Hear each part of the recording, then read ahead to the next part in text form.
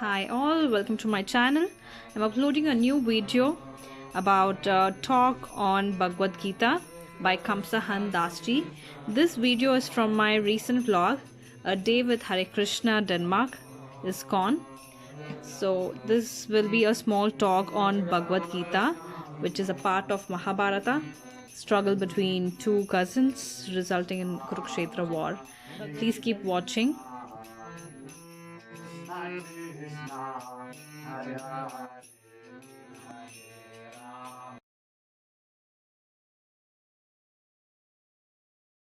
Very complex language, which takes like forever to learn. It's very, very complicated.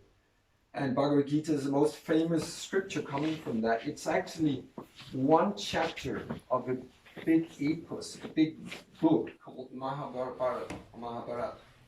Very famous. It's also made into film, and I think they're making a new film of the Mahabharata. And I saw on a trailer of the film, and it was amazing. Like, it used to be that India is very advanced in spiritual culture.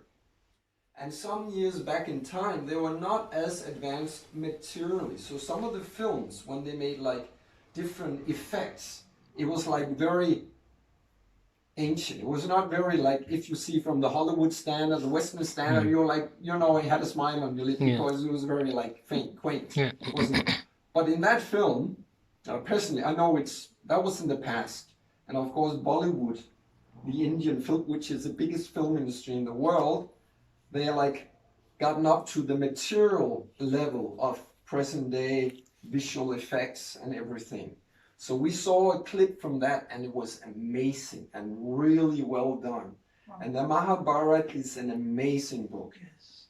And you can get it also in audio book, and it's just incredible. Anyway, it's a big political intrigue going. It happened 5,000 years back in India at the turn of a new age. According to the Vedas, there are 4 different ages, and they're cyclical. They're coming and going one after the other, just like the seasons, like winter, spring, summer, autumn. All it goes like in a cycle, right? And the same with these 4 ages. They're called Satya, Treta, Dvapara, and Kali. And we are present in what's called the Kali Yuga, which is the last of the cycle. And Kali Yuga is the most degraded age of them all, where spiritual qualities in previous ages, people had a very high level of spiritual understanding, and also materially speaking. And they even had technology which is completely far up. It's not like the modern technology. It was a different kind of technology, and in the Mahabharata, there's also some examples of that technology. For instance, they had a military technology which vastly surpasses what we have today. And someone may doubt, how can that be possible? We have all these advanced weapons. We have atomic weapons, we have all kinds of nuclear weapons and sophisticated stuff. That's true. If we see back in known Western history, we are far ahead of, previous ages. But in the Mahabharata, it's described that they had different kinds of not only fire weapons, which is compared to the modern nuclear weapon, atomic weapons, but they had water weapons, they had wind weapons and other stuff. And they created these weapons by sound vibration. So the warriors at that time, the warrior class called the Kshatriyas, some of them had a very elevated consciousness. So the big warriors, they could, in the middle of the battlefield, they could pronounce different mantras and touching water. They made what's called achman, a very short purificatory process by sipping water. And then they chanted the mantras, invocations, and then they, with the help of an arrow, that arrow was infested with a very metaphysical potency. So from that arrow, they could create enormous amounts of water coming out and submerging the others. And they could create what's called the Brahmastra, which is a fire, one of the most powerful weapons described. And that was like an atomic weapon. But that weapon wasn't like the modern atomic weapon. It could be directed towards a certain target. So they could direct it against one single person, and that person would be blasted by atomic energy. Nothing could withstand it, except they had counter weapons. So warriors on the other side, if they knew the counter weapon, if they were advanced enough, they could counter a fire weapon with a water weapon, and the other way. So that's all described in the Mahabharata, and the Bhagavad-Gita is part of that Mahabharata. It's one chapter. So in that situation, that scene, it was a great political intrigue with what was called the Pandava brothers, 5 brothers, very saintly kings. They were all Kshatriyas, and they were kings also. They were princes. And one of the brothers called Yudhishthira, he was to be the next king for a great, great area. But his cousins, another part of the family called the Kurus, they were very envious, some of the leading members. And it became a lot of political intrigue in the Mahabharata. And then it resulted in a big fratricidal war between 2 sides of the same family. And they gathered all the military forces behind them. So there was a huge battle in a place called Kurukshetra in the northern part of India. That's still there, it's a holy place. So they gathered all the soldiers there and they fought amongst themselves. Elephants, horses, cavalry, it was all there. And they were very ferocious. These warriors, they were very big, very powerful. Like today in India, you can see in some of the museums, you can see huge swords. And the idea, people think today all these were two-handed swords, right? Because they're so big and heavy. But no, they weren't two-handed swords. They were one normal swords. But the warriors were so big. People were very big at that time. And especially the warriors. They were like, you know, you just saw them and you knew, you don't mess with that guy. Okay. Because it wasn't only they were physically very strong. That was a profession. That was a nature. But they were very courageous. They're not like the warriors, the generals today, you know, they're hiding behind something and they send out all the troops. No, the generals were out there in the front, you know.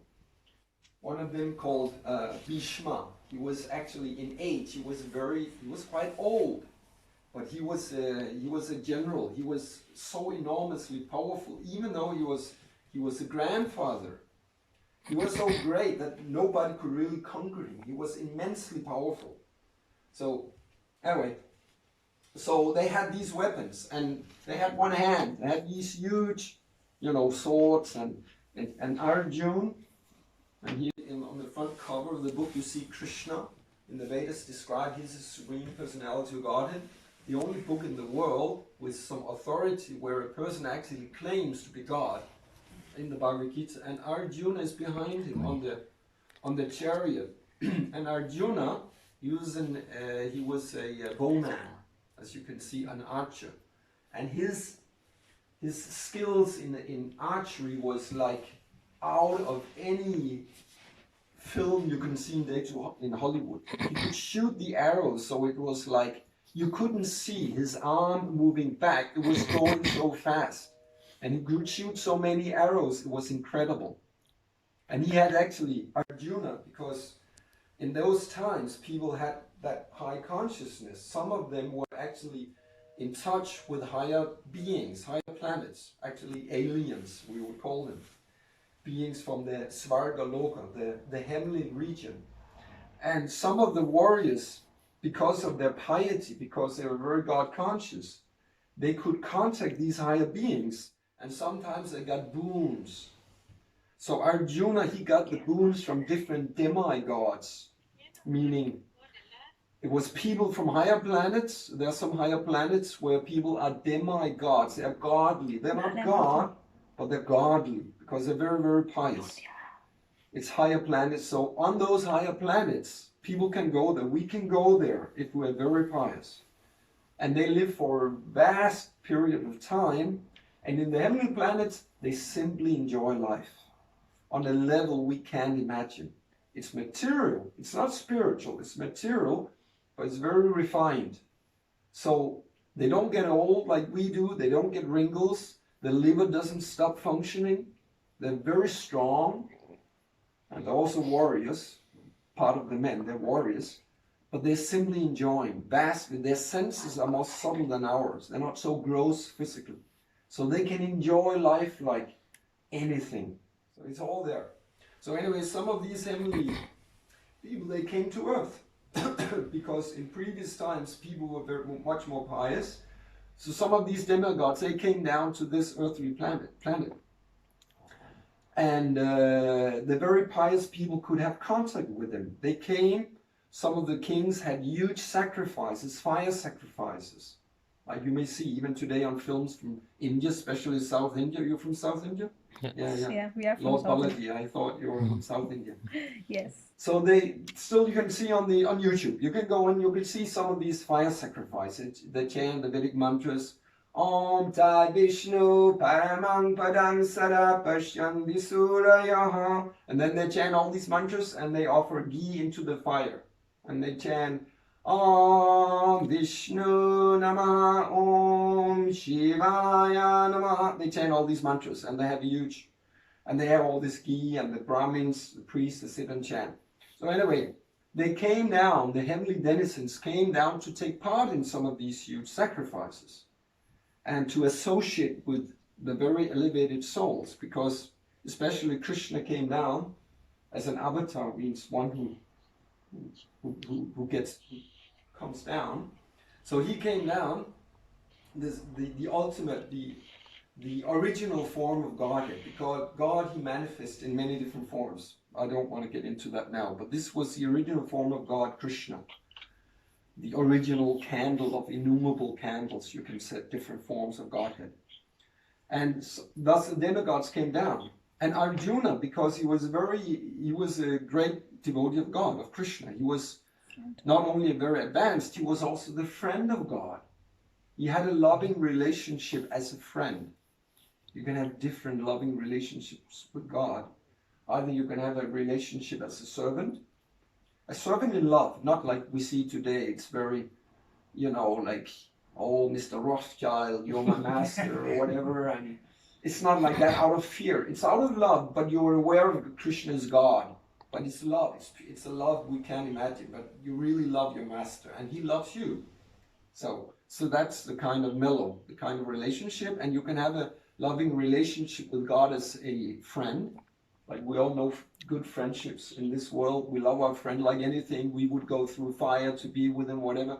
So we have a taste of friendly love, right? So you can have that kind of loving relationship with Krishna. And then you can have a loving relationship as a parent, parental love. So those of you, if we have any here who might have been parents, I have, but then you know.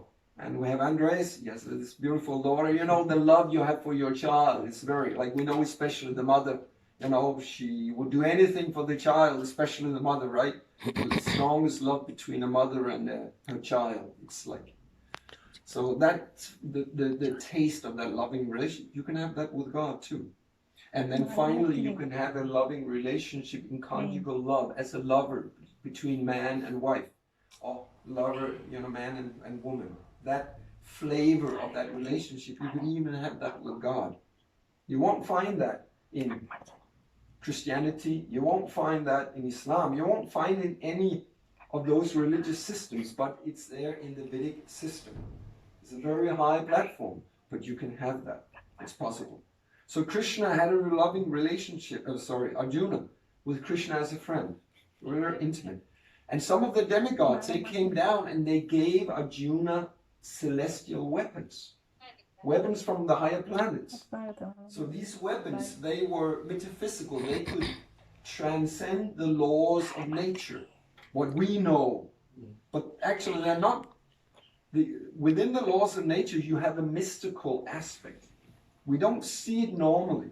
You can't see it. Like you can go to India, and there's a place in India where there is a flame coming out of the wall, and it's all the time. It doesn't stop, and they don't know where the flame comes from. That's metaphysical. It happens. You can go there. don't have to believe me. You can go there. You can go. There's stones in the South India, in Rameshwaram. There's stones that float on water. Big stones. And you say, skeptical, I understand, skeptical. Stones can't float, can they? But they do. And you can go there. Carsten, you can go there. It's called Rameshwaram. It's south in India. You have to have money. And you have to, and you have to go when all this corona is over. Right now you can't go, I know. But you know, once you get some money, once the corona thing is over, hopefully, you can go there. Rameshwaram. The stones are floating in water. And there's so many architectural wonders in India. They can't explain. Like in Vrindavan, India, you have these what's called samadhis. And you have the top of a structure. It's not that huge big. It's maybe like half of this room. And they have the roof in solid stone, very, very thick. It's made in one piece. And how did they make that back in time architecture? We even know the pyramids, right? Big mystery, right? So there's so many things we can't explain that are mystical. They transcend what we know as the laws of nature. And there's so many things in India like that. And the Vedas are full of descriptions of that. So anyway, Arjuna had those weapons. He was immensely powerful. So they spoke this. Now, I just gave an introduction, and I'll just finish it off by saying that the Vedas, Veda means knowledge in Sanskrit. And the Vedas are huge. There's so many books. The Gita is the most famous of them, but there's so many sections. The Puranas, the Upanishads, Itihasas, whatever, so many. And in some of those scriptures, you have a lot of this mystical knowledge explained.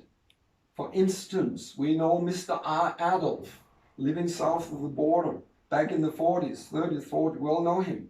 They had at the end of the Second World War, they had actually, rockets and knowledge of things. I think it was called, there was V1 and V2 or something like that. They had more advanced knowledge of rockets at that time, but they even had UFOs. But you can see all this esoteric knowledge on YouTube, it's all there. Hitler and the Nazis were investigating the Vedas because the Vedas have knowledge of UFOs.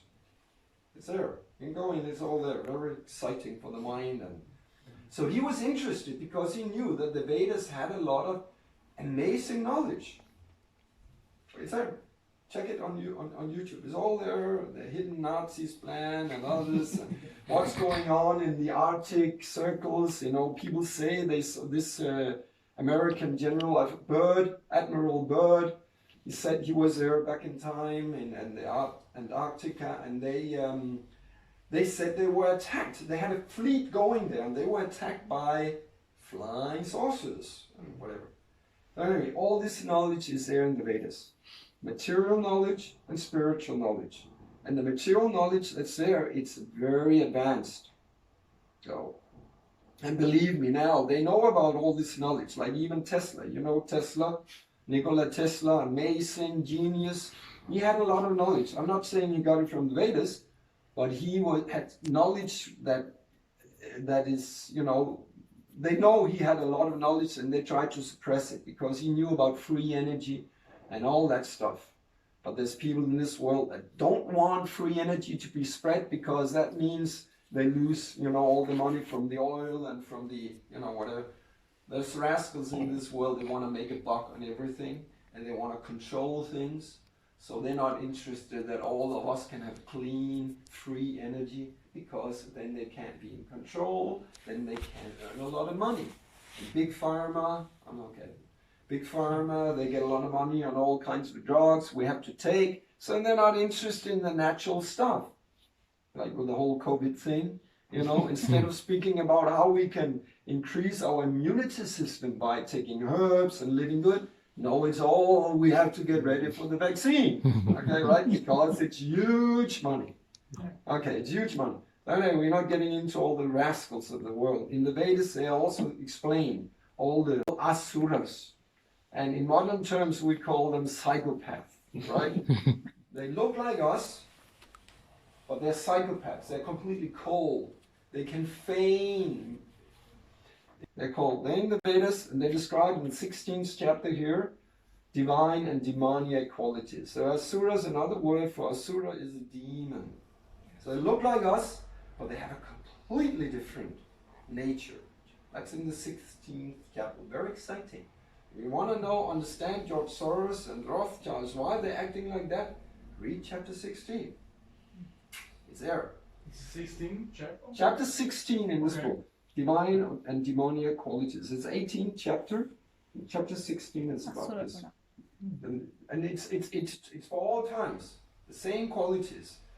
They want to destroy. They're completely opposite the most people. The divine, those who are really divine, those who are very demoniac, the hardcore, and then there's all the people in between that are called like innocent. And depending upon who's in charge of the world, people will either be godly or they'll be demoniac. And all those qualities are here. So the demons are described, they have insatiable lust, insatiable desire for control and power. They'll do anything. They'll kill, they'll torture, they can make genocide. No problem for them. They don't have the feelings. They can only make a show of it. Anyway, that was a sidetrack. So the Vedas have so much vast knowledge, both of the material field and the spiritual field. I'll read one of the texts from the Bhagavad-Gita, so you can get a feeling of it. It's from the 2nd chapter. The chapter is called Contents of the Gita, Summarized. And let me see, I'll find it here. Chapter 20, text 22. Oh, it's here. This is a Sanskrit. It's a little hard to see. Devanagari. We can't read that, and then it's made into Latin letters. We can read, and then there's a word for word, a translation of each word, what it means, and then you got the translation, and then you got what's called a purport, which is an explanation by Bhaktivedanta Swami Prabhupada, this teacher of the Bhagavad-Gita, where he kind of he makes it more lucid. He explains what is meant by that, because as we were speaking with some of you when we came, I can't remember if it was Carsten or Christian, right? Yeah. Some of you, or maybe even Slavomir, right? Yeah. So we were speaking about different levels of the Gita, right? I was speaking with some of you. And it has many layers, deep levels. So that's why Prabhupada is helping us by giving a explanation of these verses, so you go deeper into it. So that's what he's doing. So that's why you can go into it. It's called Bhagavad-Gita as it is. And the reason why it's called as it is, because some of you mentioned, Jan mentioned, there's so many Gitas out there, so many versions. In Danish, maybe only a few, but in English, so many, because it's a vastly popular and famous book. So anyone who wants to make a name in like philosophy or spirituality, they give their version of what Krishna means in the Bhagavad Gita, their own speculation. But Srila Prabhupada, he was a follower of the teachings given in the Bhagavad Gita. He was a bhakta, bhakti yogi, the yogi of yoga of devotion. So he followed all the teachings in there from childhood. He was raised as a bhakta, as a devotee. His father was a very advanced devotee, so he was raised as a devotee of Krishna, also called a Vaishnava. Vaishnavas means followers of Vishnu. Vishnu is another name of Krishna, of the divine. So all those in India, you see like this kind of markings in the forehead, tilak. This is called tilak, holy clay. Some have 3 lines here. They're worshippers of Shiva, Shaivites.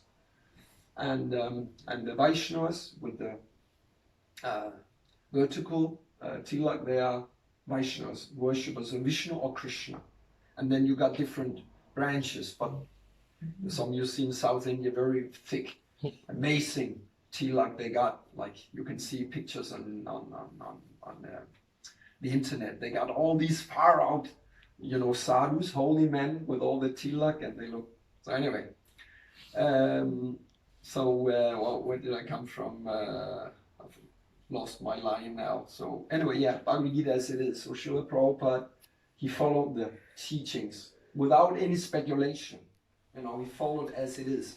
So that's why this book is quite special. And you can make a comparison if you want. If you got another Gita at home and you can read both of them, you can see what the difference is. This book has a lot of potency.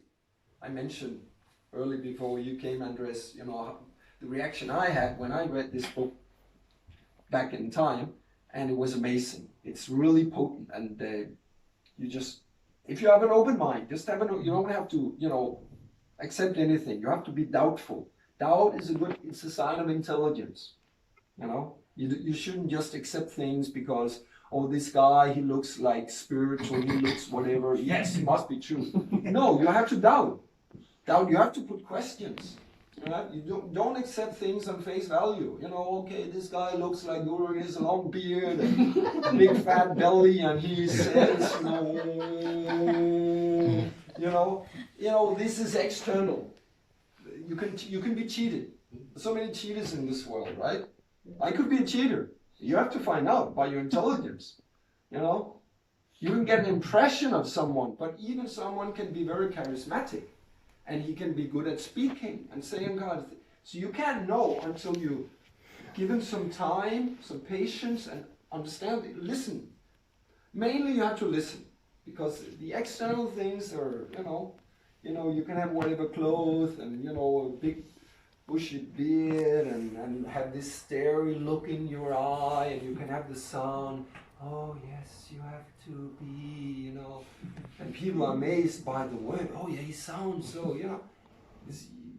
that's not the important, that's external. But listen, the main thing is listen. And then of course you have to use your intelligence and you put questions. Another famous scripture in the Vedas called Vedanta Sutra. And that Vedanta Sutra, Vedanta means the end of knowledge. And it's given in sutras, that means aphorisms, very short pieces of text. In those short pieces of text, you have a deep, deep knowledge. And that Vedanta Sutra is very hard to understand. One of the very first aphorism, the very first verse in it is called Athatu Brahma Jigyasa. And it means now is a time to inquire. That's what it means. Now is a time to inquire. Now, what does that mean? Now what? Okay, well, now is the time to inquire. And the meaning of that is now you have attained the human form of life. You have to inquire into Brahman. You have to inquire into the absolute truth, into the spiritual knowledge. Because if we do not do that, if we simply live our lives, make money, we go to school, work, we eat, we take care of our family, we go to whatever interests we have. If we simply do all these things, we basically do four things. We eat, we sleep, we mate, we have sex, and we defend against others, and defend against the climate and the weather and whatever. These are the animalistic qualities. Any animal is doing only those four things, nothing else. But the human form of life is a very advanced form of life because we got a higher intelligence. So if we simply do eating, sleeping, mating, and defending, yes, we do it in a more sophisticated way. Now we have guns, we have atomic weapons, but the principle is still defense. And we may have big, lovely beds and beautiful music. It's just more sophisticated. And, okay, well, not getting too much into that. We have all the foreplays and, she has to, basic thing, right? And eating, we have forks, knives, we go to restaurants and we have the chefs, the Michelin restaurant, and we do. The activity is still the same, just more sophisticated. Right? And sleeping, we have the lovely beds and all the stuff, and the cow lays down and sleeps on the street. The activity is the same. So that's why, someone gets offended if you say people are living like animals. Most people, they do. If they don't inquire into higher things. And even all the opera and the, high culture, so-called high culture, it's still for sense gratification. It's more the mental platform, yes. It's gratification on the mental platform. So it's not so gross, like, stuffing something into your face and, whatever. So music, classical music, opera, speculation into mathematics or whatever, some people get a lot of enjoyment from that. That's their particular flavor. But it's not spiritual. So it's just a more subtle form of what the animals are doing. But that's not the purpose of human form of life. The Vedanta Sutta says, once you get the advanced spiritual form, the human form of life, you have to inquire into Brahman, the spiritual nature. That's what you have to do. That's what that verse means. Because the human form of life is very rare. The Vedas explain the 8,400,000 forms of life in this world. 8,400,000. 400,000 human forms of life, but many of them are not advanced. They are very primitive. They're very not civilized. And then there's all the aquatics and the insects, all the stuff. So the human form of life is the culmination of evolution. There is evolution in this world, not the Darwinian evolution, but the soul, the spirit particle within this physical body, the real self, is evolving through all the lower species, and then it gets a human form of life and the civilized human form of life, where you have enough intelligence to put questions into, why am I here? Why am I suffering? What's the purpose of life? What's out there in the universe? If you just go flying, what happens? I remember when I was a little boy, laying with my brother in this bunk bed. He was laying up top and I was down there, and I remember one night I was just thinking in my mind, if I get on a rocket and flies out into the universe, and I fly, and I fly, and I fly, and I fly, and just keep going. And I was laying there, you can just keep going infinitely. What's there? What's on other planets? We have all the people are looking into Mars, the moon, and going beyond. We want to know what's in the universe. All these questions can only be asked by a civilized human being. The animals can't do it. That's why it's very important to utilize this human form of life. As it's stated, Atatu Brahma Jigyasa, we have to inquire into the absolute truth. What's the point of all this? Because we're going to die at one point. It may happen very soon. My brother, he called, I was living at my mother's down in Skørping, and my brother was calling this morning, and he was crying. And my mother, again, I took the phone, and he said one of his best friends just died. I know him, we grew up together. He died, he was 55, he had not a stroke, he had what do you call it? Stroke? Yeah. How do you call it? Heart attack? Not a heart attack, a blodprop. Is that a stroke? Yeah, the blood clotted right in his lungs. Yeah. He was 55, and my brother was completely distraught. That was, one of his best friends, right? That happened just in the night. He was like, he had a little pre-symptoms, and then he was walking out in the middle of the night. He said, now I'm going to die. And then he fell over, and they tried to revive him in the car. They couldn't. 55. And if you're into the music scene in Aalborg, you might know him. He's like, not the top, but he's called Claus Lange Jensen. My brother is also a musician anyway. If you know these old bands and stuff. That was the music scene. So he was part of that. Maybe he had a little bit too much drink and whatever, but 55. And my brother was completely out. That's reality. We don't think like that. If we all hear someone young, most of you are very young, right? Here, two guys, and someone like a little, I'm probably the oldest, 57, but it may happen like that. My best friend, he left last year, he was 51. It may happen like that, and then you get shaken. It's like, then you start thinking a little about, maybe I should do other things in my life. But normally we don't think about it. We don't want to think about death because we want to enjoy, right? And of course we're occupied by all the things, family life, education, or whatever. But it's also scary. It's scary because we start thinking about death and it's all going to be black or whatever it's going to be. Then it's hard to enjoy life, right? So when we're out with the friends, we don't want to think about death. We want to, you know, drink a bit and marry time. And death is still taboo, but it's real. And once, like with my brother, it happens like that, you get shaken. And you remember at the funeral, everyone is like, yeah, and you know, then you're a little like, yeah, death is coming, and but it's coming in any time. And it's going to happen to us at one point. Even a young, strong guy who studies law, right? Christian, in his 20s or whatever, it's going to happen to us. It's just a matter of time. And it might not happen when we're 80 or when it's going to happen when I'm 80, you know, I'm just going to live my life now. And maybe I'll start thinking about spiritual matters when I get old and I can't, you know, get ladies and I can't get, you know, whatever, school, all this stuff, right? Can't taste so good. When I can't, my sense, but it may come at any moment. It may come when we leave this room. That's fact. But we can't kind of cope with it because, you know, it's tough, but it's reality. And this Vedanta Sutta states, you have to put these questions. Why am I here? Why do I have to die? Nobody wants to die.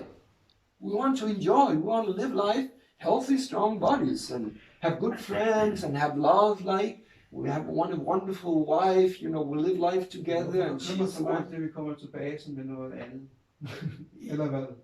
Yeah, I just want to say, it's okay, but okay, I'm speaking a lot now, right? But I'll try to stop, was 7 o'clock, right? So I'll try to stop a bit before, and you can put questions to what I said, but you probably have more questions, because you're spiritually open people. That's why you're here, right? You have a spiritual quest on some level, I know it. And also Carsten was speaking about, you study into another philosophy, whatever, you have that inquiry. Christian is into yoga, he's here, got the Bhagavad-Gita, he met Jakob twice. Especially Krishna thing, the reincarnation. Reincarnation, it's in many different schools of thought, right? That's what I read. Yeah, true. Reincarnation is part of it. It's a good, you know, way of thinking. Yeah. Afraid of that. That's true, it's not going to stop. It's reincarnation as a big Maybe thing. It's reality. Mosquito, I don't know. Hopefully. It shouldn't happen to anyone in here. Because everyone here has started, even to a slight, maybe only a little degree, everyone here has started on a spiritual quest. No doubt. Even before you came here. But now you're here, you heard the Maha Mantra. Maha Mantra is very powerful. You may not, I don't know what you experience, whatever, but it's going very, very deep. You may not experience it now, you may just think, oh, it's nice or whatever, depending upon your state of mind. If you're really thinking about, you know, I have to get back to my girlfriend and, you know, she just pissed me off, pardon my language, because what she did, I did earlier, whatever, and all my exams, and, you know, I have to, you know, get up all night. You may be preoccupied with something else, and thus you can't, like, take the full benefit of the meditation, right? But the benefit is still there to different degrees, according to your consciousness. But there's a huge impact on the spiritual level. So you have started on a spiritual quest. That's why you won't become a mosquito. That's right. You are almost, depending upon how you live life. Of course, you can walk out the door and you can become a demon if you associate with the wrong people, right? If you go and you just very bad people, you'll get influenced, and then your consciousness can get dragged down, and you can do all kinds of abominable things. That's a possibility, right? That's free choice. So if we do that, we can take a low birth. That's possible. But if you kind of keep on a good level as you do now, you'll most likely get at least another human form and get another chance. But you can also go much further. That's up to you. Anders? I just say you could also be very unfortunate and happen to offend that Brahmana and get cursed. That's another thing. We will not get into that, but that's a possibility, yes. That's another possibility. Anyway, I'm kind of getting into all kinds of subjects, and I wanted to read one verse, so I'll just do that so you can get a taste of the Bhagavad-Gita. So, in this second chapter, I'll just chant a little mantra, because that's actually invocation mantra. It's very short. It's called Om Namo Bhagavate Vasudevaya. Vasudeva is another name of Krishna, the Supreme Person. Om is like invocation mantra. You see a lot of the long mantras, they always start with Om, right? A long mantra, Om Tat Vishnu. So we start with, that's an invocation, that's an impersonal sound representation of the Supreme Person, the Om, or Omkara, or Pranava. So it's a very auspicious sound vibration. Many meditate on it, right? They sit and chant Om, and it is spiritual vibration. It's an impersonal representation of the Supreme Person, because ultimately in the spiritual sphere there is an impersonal aspect and there's a personal aspect, and there's something in between also called sacred. Yeah. So it's very auspicious. So I'll just chant this mantra 3 times. You're welcome to repeat if you want. Otherwise the sound vibration is very auspicious. We always do that to kind of, it's invocating the Supreme before speaking about transcendental matters. And I'm keeping aware of the time, even though I'll just do that. Om Namo Bhagavate Vasudevaya. Om Namo Bhagavate Vasudevaya. Om Namo Bhagavate Vasudevaya. Om Namo Bhagavate Vasudevaya. Om Namo Bhagavate Vasudevaya. Om Namo Bhagavate Vasudevaya. So I'm just reading a very little tiny thing before questions. It'll just be so you get a taste. Actually it should have been more, but sometimes I just get drawing and then but it's all to get you interested in studying the Vedas. That's the point. I have an agenda. My agenda, it's no secret. It is to give people Krishna consciousness, contact with the Supreme. Because by my experience, through most of my life, this works. It's not, this is actually the real thing. And you heard this from many. Many state that. So that's, you don't have to take my word for it. You have to try yourself to check it out. This is a diamond. This is not a zirconia. This is not something cheap. This is actually a real thing. It's a deep, deep philosophy. And the culture is amazing. And the only way you can find out, of course, is, take off the jar of the honey, put your finger down and taste it. So that's my agenda, to get you interested.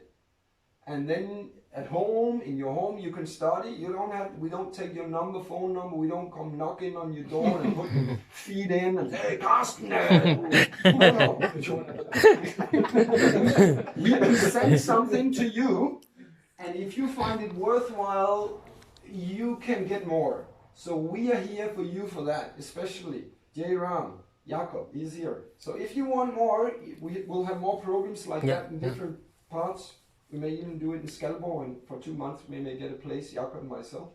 So anyway, wherever we have it in the future, if you want, you can come, you can take as much as you want, and if you really think, this is really good, I'm really getting some results. When you start seeing a change in your consciousness, when you start getting the higher taste, when you start getting a taste that is so wonderful that nothing in this world can compare. Whatever your thing is, like people have different sports, right? And they love the sport like anything. They're women, they're completely into women, sex life. One of the highest pleasures in this world, all these kinds of pleasures, they are not at all satisfactory if you get a real spiritual taste. Because it's so deep, it's on a completely different level. And once you taste it, you know it's true. Because nothing is higher than amazing sex, that's wow. Yes, that's in the material field, that's one of the greatest. Or junkies, when they get the shot, morphine or whatever, that's the biggest for them, right? Alright? But if you really get the taste, if you get in contact with the Krishna, Ram, the reservoir of all pleasure, there's nothing, then all the pleasures in this world, they become like insignificant. Anyway, I'll give you a little taste of this. So, and I'm keeping track of time. So the verse is, this is, again, it's a conversation between Krishna and Arjuna. Arjuna is putting questions to Krishna on a battlefield in northern India 5,000 years ago. It's a historical thing. It happened. So there's a verse called, let's see, 22, I think it is. Here it is. Yeah. It's called Vasamsi Jirnani Yata Vihaya Navani Grinati Naroparani Tata Sharinani Vihaya Jirnani Anyani Samyati Navani Tehi. It means as a person puts on new garments, giving up old ones, similarly, the soul accepts new material bodies, giving up the old and useless ones. So the Gita, in this section, Krishna is starting to explain to Arjuna the science of the soul, analytical study of the difference between the body and the soul, the living entity within the body, the owner of the body, the person who identifies with the body, and the soul, the actual living being. Like we all identify with this, or the mind, right? The subtle thing up in the head, right? This is me. I'm from I'm from Slovakia. I'm from Denmark or Spain or India, whatever. We identify man, woman, young, old, fat, thin, educated, whatever. These are all different designations, all different parts of our identity, right? But the real identity is not any of those things. The real identity, the perceiver, the owner of this identity is spiritual. And just prior to this, Krishna was explaining that as the soul continuously passes in this body, from boyhood to youth to old age, similarly the soul passes into another body at the time of death. So reincarnation is happening already in this lifetime.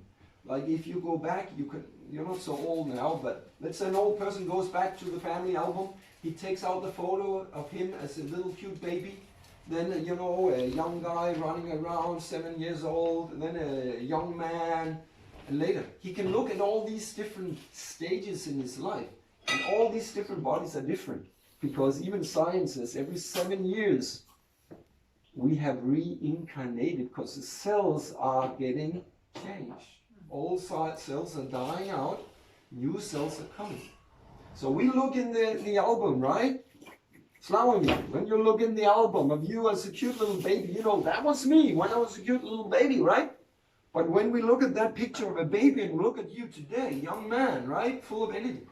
These are two different bodies. They're not the same body.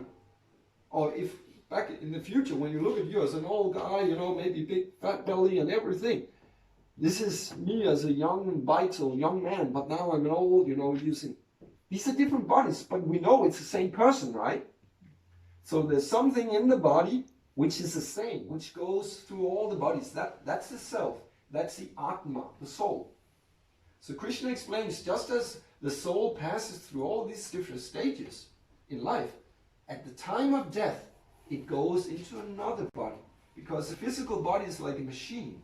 It's a biological machine, amazing machine.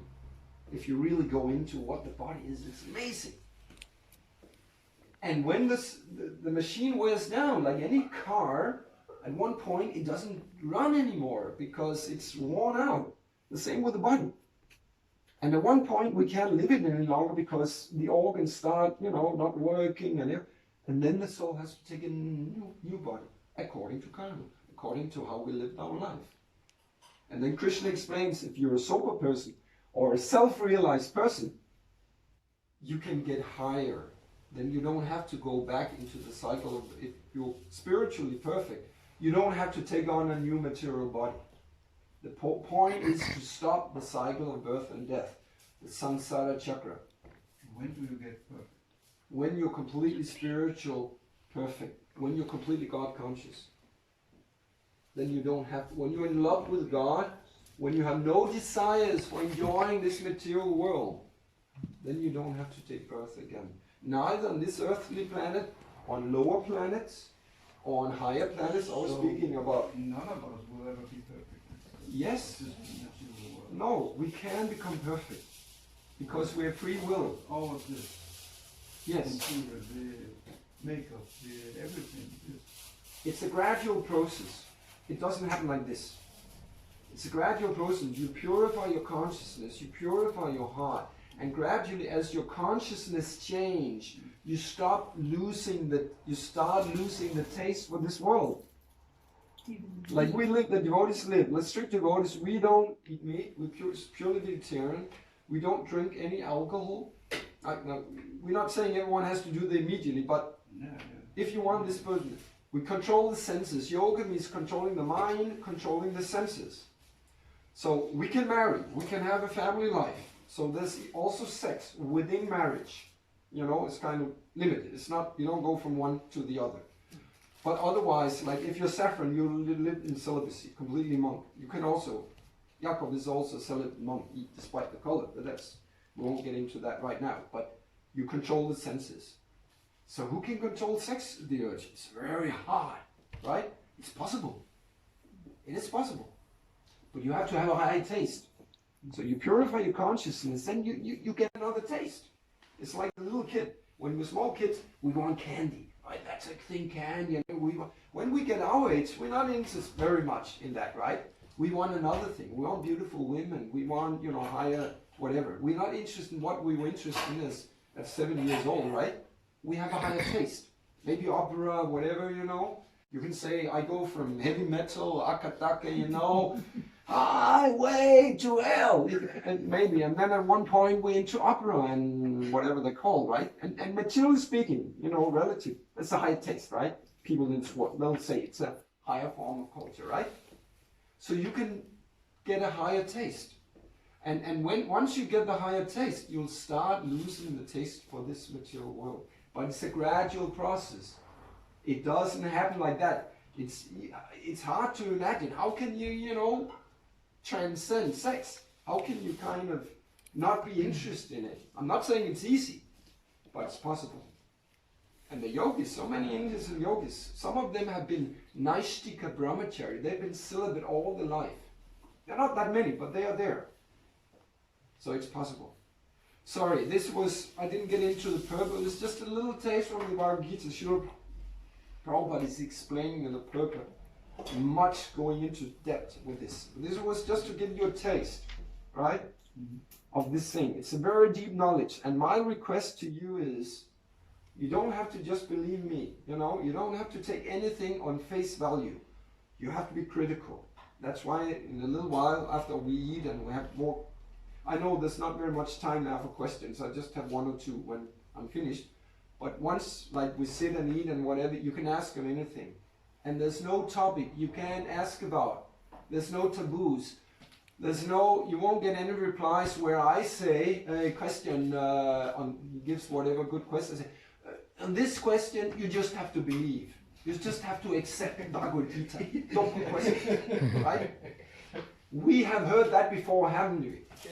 Right? And that's why a lot of people say religion, no, it's just fanaticism, or it's just dogma. You're just told by the priest or by whatever, the guru or whatever, that you just have to believe, you know, or don't question the guru or don't question the priest or whatever. People have heard this so much. That's why so many people have rejected anything with the flavor of religion or God in it, right? Because there's so much fanaticism, there's so much dogmatism and whatever. But you won't get that answer from me or from anyone here. I get it. Because it's there. That's a good thing. That's why I stuck to this and didn't become whatever. Christianity originally is very pure and good, but what we see in Christianity today and what Jesus Christ and his brother gave is a very different thing. That's been changed like anything. So anyway, sorry. I just have time for one or two questions. Anything I spoke about or anything else, you're welcome.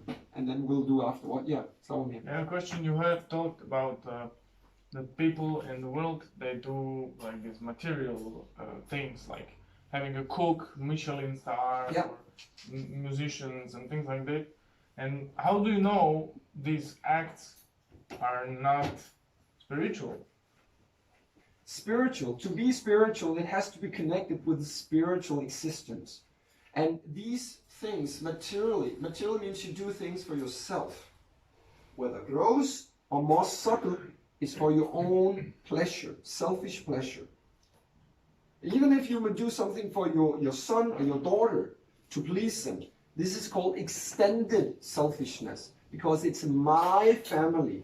So I may give money to my bring flowers or a new car to my wife if I have not money, whatever. So I'm doing it for someone else, but it's because it's my wife. It's an extended part of your own identity.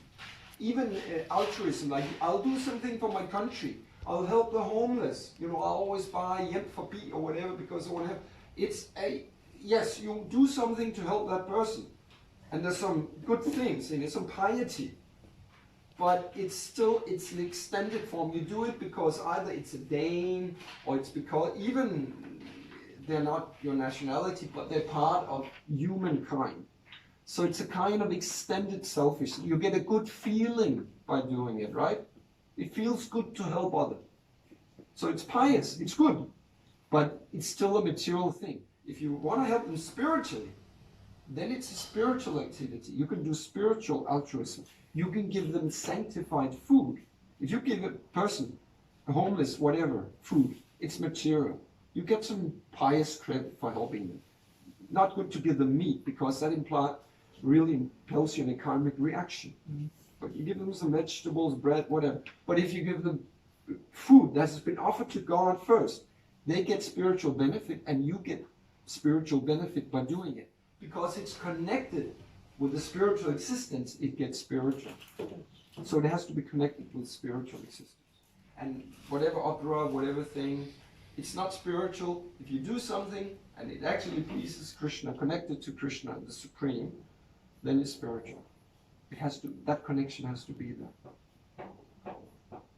Okay, any other questions? Last question. Ja, men det glemmer vi. Det tager vi bagefter, Carsten. We'll do it afterwards if Okay. that's all right. Jeg har et enkelt spørgsmål. One single question. You talked about Bhagavad. Yeah. And then you talked about this new production. Yeah. The Bhagavad was actually in Denmark, in Østergasva. Yeah, it's a theater. Did you see that? No. I was there. It was an amazing performance. Going worldwide, I've heard. Yes. I'll look out for that new film. If it comes, normally I don't go very much to the cinema. I have a son, I have a grown son. Sometimes I go to the cinema with him, but not much. If that film comes, I'm going to watch it. That is amazing.